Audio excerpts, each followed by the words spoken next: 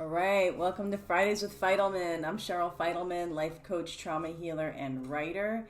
And this is Friday, March 20th, 2020, 3/20/2020. And I was going back and forth on what the topic of Fridays with Fidelman would be today. I am a life coach, trauma healer, and writer. And as a trauma healer, I focus on codependence because I believe that codependence is the most obvious way in which we demonstrate our unhealed trauma in relation to others. And this is such a fascinating quarantine time. I mean, has this happened in certainly not in my lifetime or in the generation. How many generations could we go back that this bizarre, all of a sudden there's a virus scare, the virus scare goes viral and, everybody's home. And so the topic of today is one global nervous system. And the reason why I put it like that, certainly not a unique phrase or idea at this time, is that the focus of my work is to train people to heal their own nervous system, and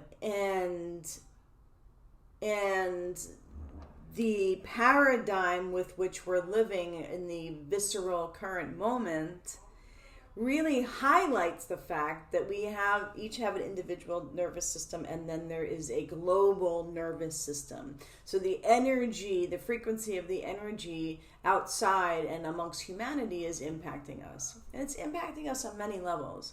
And,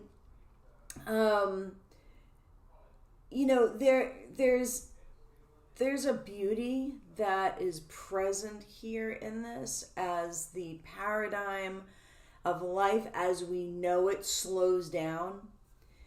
There's a trauma to it in that it has slowed down and in many categories of life come to a complete halt, not by our choice, right? So we didn't choose it. That occurs as a powerless thing. That could trigger some past-based trauma and go, I'm not safe, and how our nervous system go, I'm not safe here. Whatever is happening around me, I'm completely powerless over. This may sound, I don't know if how many people this is going to apply to, or it may sound strange, but, is the power of this pandemic, can it take the place of the power of your abusive parent or your narcissistic parent? Is it triggering that within you that is potentially fearful or potentially accommodating, or will suppress or repress yourself in the face of this, power that you're trying to keep yourself safe around, or that you're sort of feel inferior to, or that you're powerless, or that you have some loyalty to. So what I'm pointing to, and I think I pointed to it last week as well, and also in the Facebook group, I'm really active in the Trust Yourself Facebook group right now.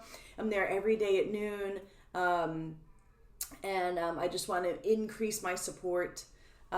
We did a masterclass Monday, Tuesday, Wednesday, and then I was hanging out there yesterday and today at noon Pacific, and the same next week.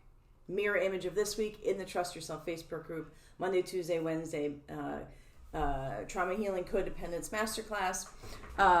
It's called Trauma to Truth, and then I'll also be there providing support Thursday and Friday, and then I think I'm just going to remain with my lives in the Facebook group 12 noon Pacific, and the recordings are in there. If you want to just scroll through the timeline in the group, or whatever you call the scroll thing, all the recordings are in there, the homework from the masterclass, all of that. So I'll put a link to join the Facebook group below this video. So what I'm pointing to is, how is this bringing up your reaction to an overpowering force? A force that may feel like it's taking away your control. It's taking away life as we knew it, for a lot of us. And so is that bringing up fear? Is it bringing up panic? Is it bringing up, I don't know what to do with myself if it's not my job. I don't know what to do with myself if it's not, bringing the kids to school, or whatever your daily routine it was that was calling you into action. It's like, where is my identity now? How do I identify? What do I do with my time? And the thing is, it's actually limitless what you can do with your time. And there's this illusion of limit. So I want to bring that there's a limitlessness and the illusion of limit right now. That we potentially, maybe, possibly, were more limited in how we can spend our time when our time was so structured with the job and the kids and the, whatever it is that you did every day with your days. The other thing that I wanted to bring is, if you have it in you, if you're available, and if it's something you've always had in you and you just didn't have the time or just didn't make the space for it, which is being of service. It's a great time now to be of service. Now, certainly, if you don't have food and you don't have shelter and you don't have access to medical help, or you're feeling sick, or you're somebody who actually needs help, which is a great time to build up the muscle to ask. If you're somebody that pretty much, is fine, like has food, shelter, your basic needs are being met right now, and potentially the suffering is coming from worry, concern, and future tripping, and not actually your current level of preparedness. Be of service. Please, please, please be of service. Look for elderly people that you can help. Even if you don't know anybody, ask people, like, hey, I have some time now, I can help. Even if it's getting on a Zoom call with somebody and playing some music and dancing, or like reading poetry, or doing something that would touch somebody's heart, and doing something that would actually give you the experience of having full connection with another person. Donate some money. Listen, it may seem like your future finances are shaky and uncertain. Donate $1. Do something that feels like the energy is going out. Because, I'm not somebody who can come out and educate people on this pandemic. But what I can say is that the death rate is low. It's like 97 or 90 something, around 97% of people survive this thing. And there's something about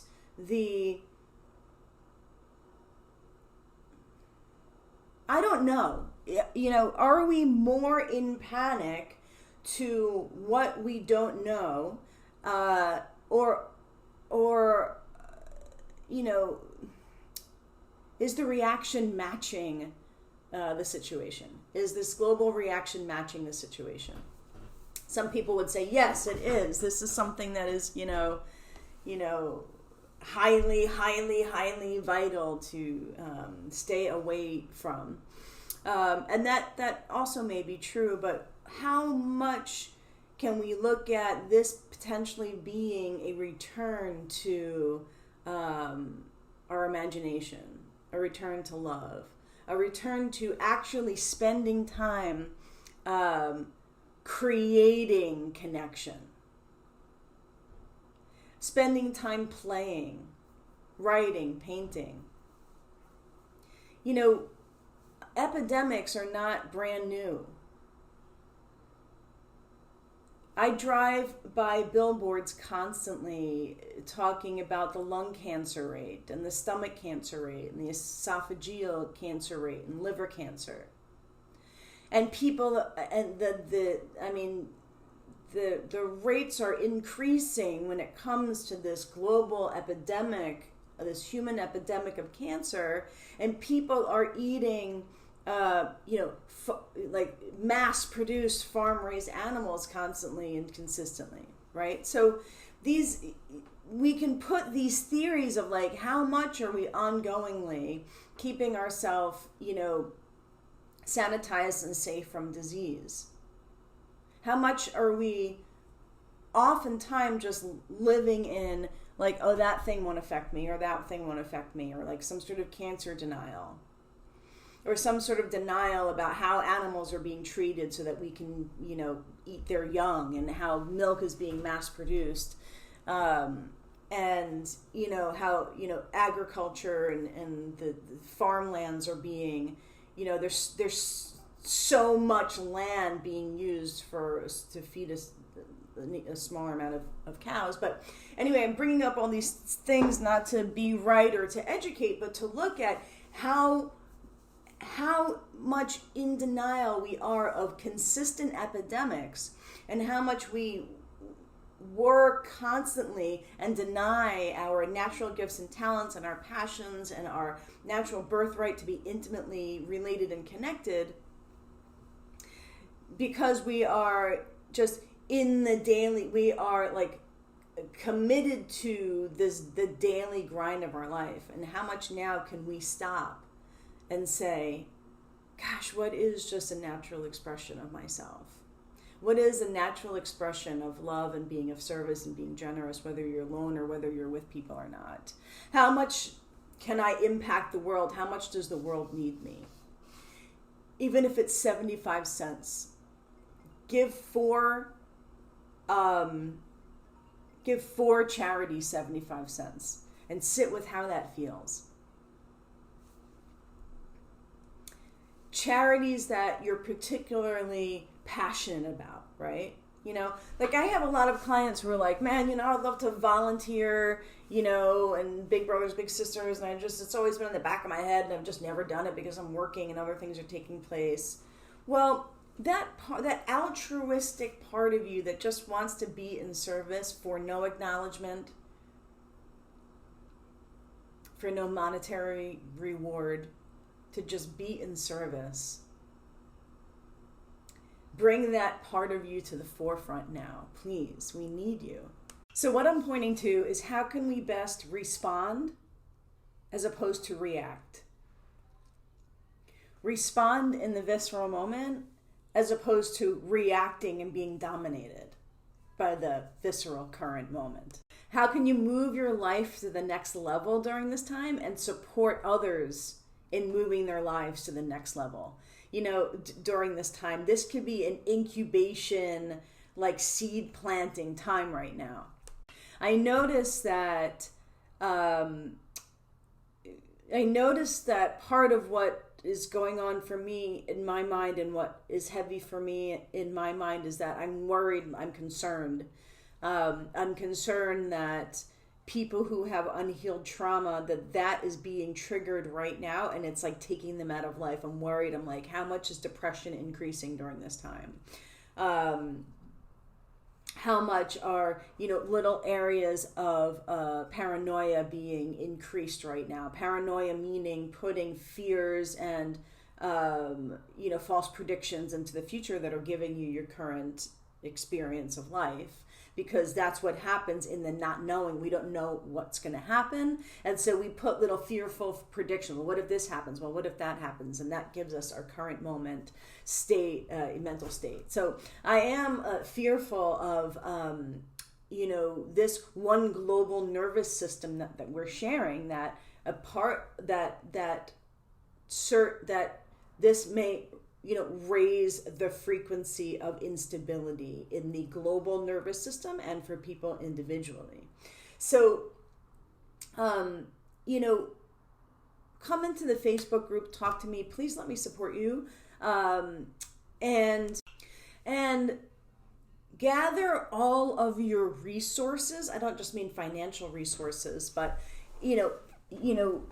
people that can support you and listen to you, reach out. I'm worried that people are just going to isolate and be dominated by their fear, and that if there was movement or growth in someone's healing path, that this may cause some regression. So I just want to be in service to that piece of the reaction to this pandemic.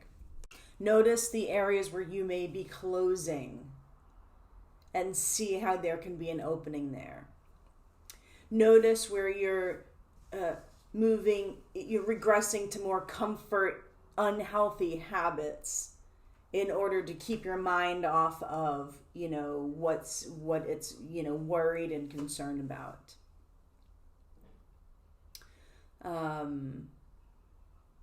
So that's where I'm worried and concerned. I'm worried and concerned for how this will, and for some people is affecting their mental health.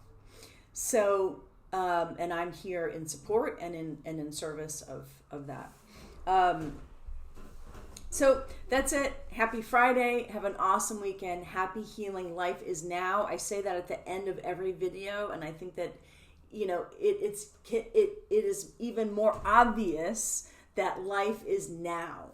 Okay? Life is not in the trippy, uncertain, uneasy future that is always there, but is being highlighted right now with this incubation quarantine period, right?